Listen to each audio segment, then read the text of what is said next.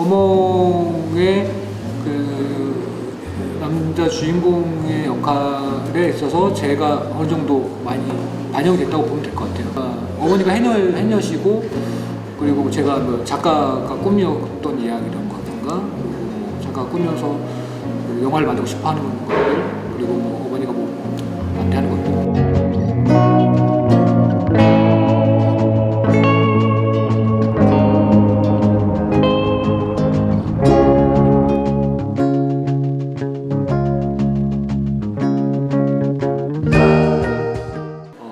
남자고요.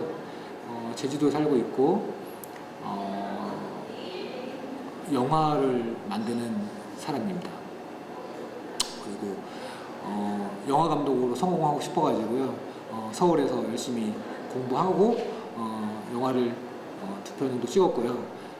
앞으로도 아주 재미있고 감동적인 영화를 만들고 싶어하는 그런 욕망을 가진 사람입니다. 장애물은 자본입니다. 그러니까 뭐 장애물은 나 자신인 것 같아요. 그러니까 하다가 내가 잘 만들 수 있을까 뭐 이런 걱정들도 많이 하고, 그리고 이제 또 그걸 뛰어넘어야 되는데, 나 자신 스스로를 뛰어넘어야 되는데 잘 할 수 있을까 뭐 이런 생각들도 많이 하게 되고요. 제 아내와 저희 가족들이 엄청난 큰 조력자고요. 주변에 저희 도와주시는 많은 스태프분들, 그리고 배우분들도 다 저의 큰 조력자이십니다. 제가 연기를 해봤어요. 대학교 때 그 연극 동아리 출신이에요. 그래서 그때 연기를 했었고, 연극 연출도 했었고, 그래서 그때 했던 게 영향을 많이 끼쳤어요.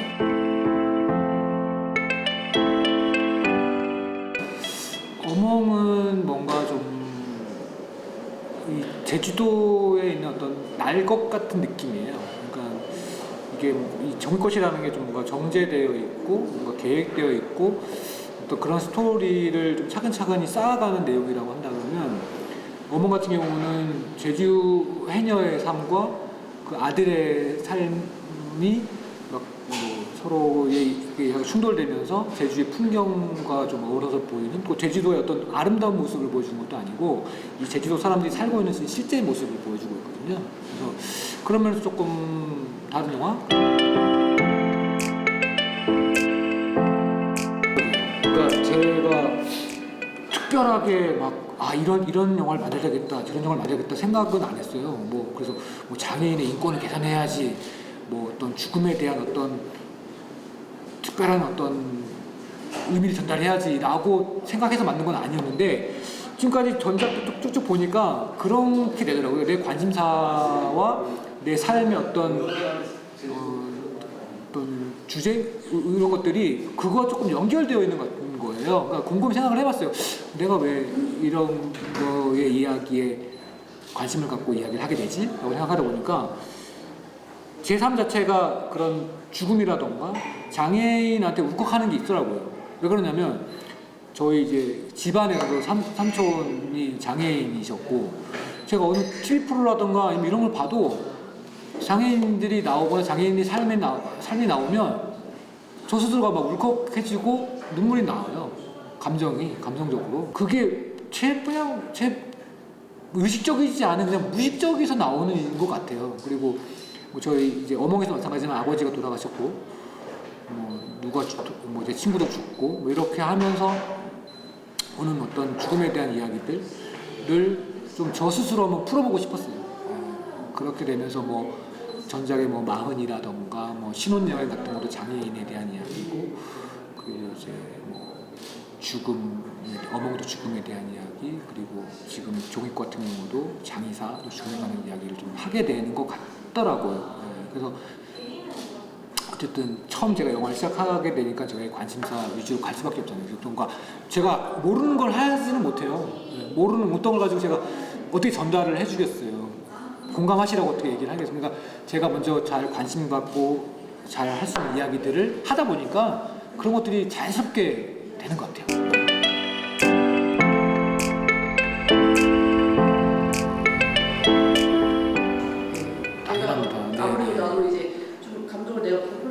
찍었지만 내가 박창이랑 공주는 아닌 이상 뭔가 내가 이걸 말해야 할까 그럴 때 어떠세요?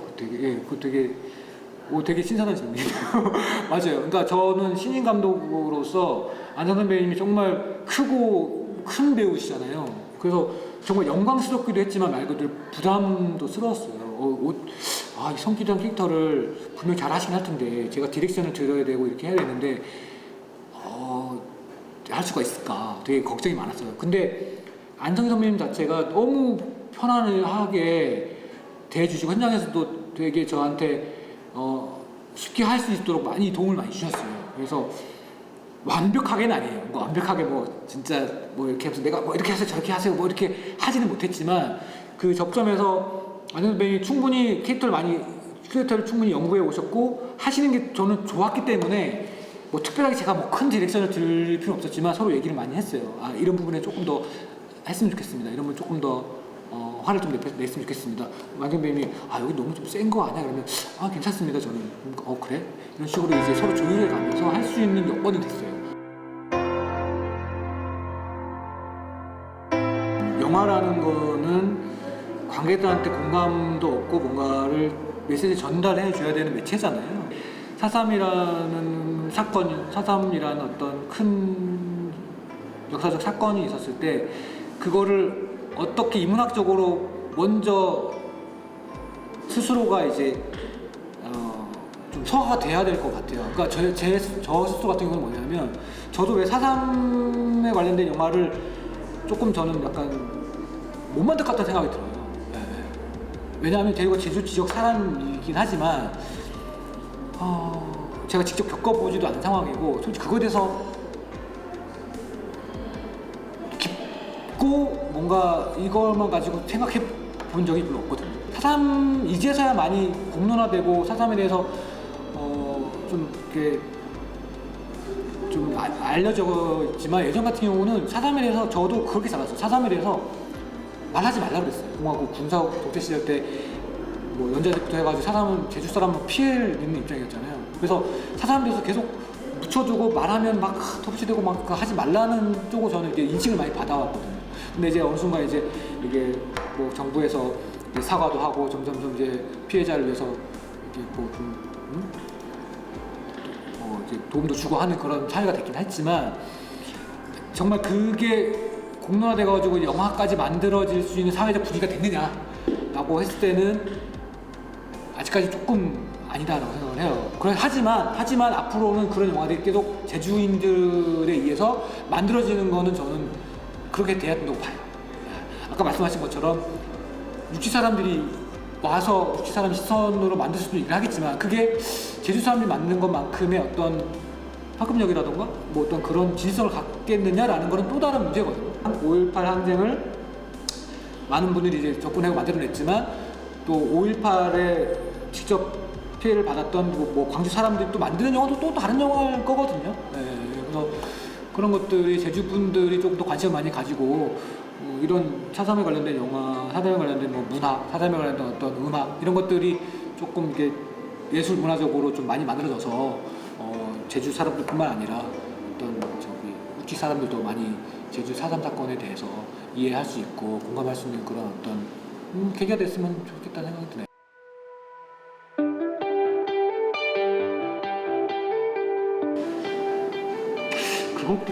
그것도 참 예민한 문제긴 한데, 그러니까 질적인 게, 그러니까 어떻게 질적인지 모르겠어요. 그러니까 솔직히 예전보다는 많이 나아졌다고 생각을 해요.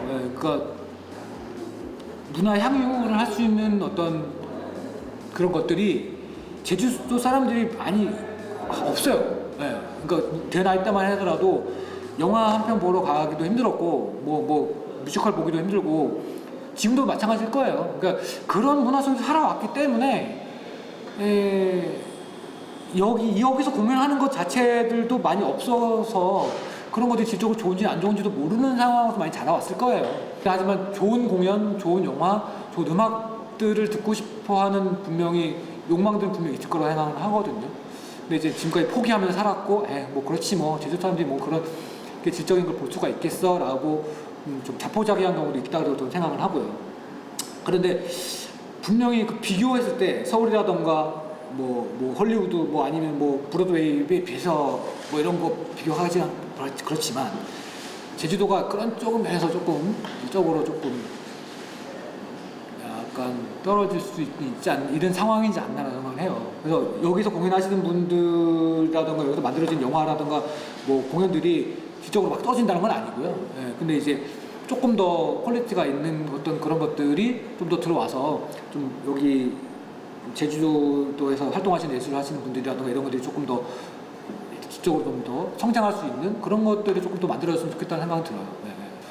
언제부터 뭐 브로드웨이는 뭐 언제부터 좋은 질적인 뭐 처음부터 질적인 거 했겠어요? 거기도 이제 사람들 많이 보고 이렇게 하니까 경쟁에서 밀리지 않으려고 더 많은 돈을 투자하고 더 많은 어떤 배우들 연습 더 많이 시켜가지고 더 재밌게 만들었겠죠. 네. 그래도 그 문화도 제주도에서 많이 생기게 된다 그러면 충분히 질 좋은 공연, 질 좋은 영화, 질 좋은 어떤 작품 볼 수 있을 거라고 생각합니다. 네.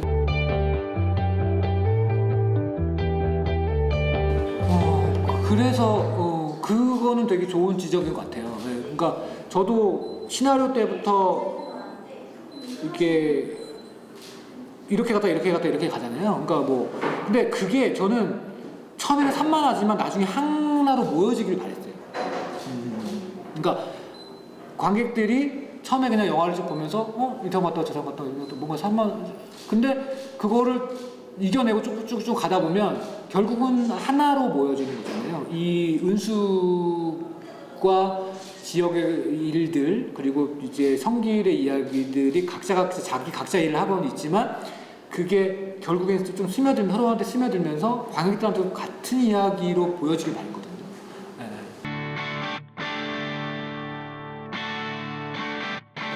예술 하는데 재능 되게 중요하죠. 근데 이거는 말하고 싶어요. 그러니까 스스로가 재능이 없다라고 판단하는 게 자기한테 물었을 때 자기랑 대화할 때 정말 자기 스스로가 깨달은 건지 아니면 주변 사람들한테 들은 건지를 판단해야 될 것 같아요. 그러니까 너는 이거 별론 것 같은데 뭐 아니면 공모전을 냈는데 아니면은 뭐 내 음악, 내 영화, 내 작품 누구한테 보여줬는데 아니면 뭐 어떤 공모전이 있었는데 떨어졌고 이래서 내가 재능이 없는 게 아닌가? 라고 미리 판단하지 않았으면 좋겠어요. 그게 꼭 그것만이 기준이 아니라고 저는 생각을 하거든요. 저도 수없이 떨어졌어요. 근데 그때마다 이런 생각을 했어요. 내가 재능이 없는 거구나.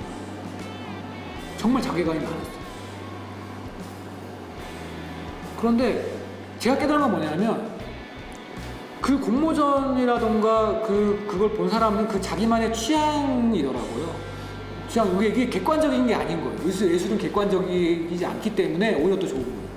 그래서 자기가 좋고 이걸 하는데 치열을 느끼고 이걸 하는데 감동을 느끼고 이걸 내가 이 일을 하는데 재미를 느낀다 그러면 재능은 뭐 두세 번째 문제를 약간 빼도 될 것 같아요. 그래서 내가 재능이 없다라고 포기하지 말고 내가 열정이 있나? 내가 재밌나? 이걸로 좀 판단했으면 좋겠어요.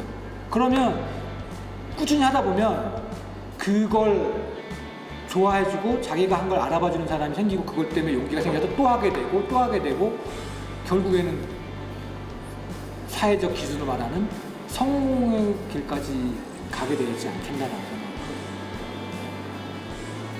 그래서 용기를 가지고 하세요. 하다 보면 언젠가는 될 겁니다. 저는 그렇게 생각해요. 습관적으로 해가지고 막 나를 뭐 질투하는 것 같고 막 나를 하는 것 같으면 그 느낌이 오잖아요. 그러면은 그런 분들한테는 좀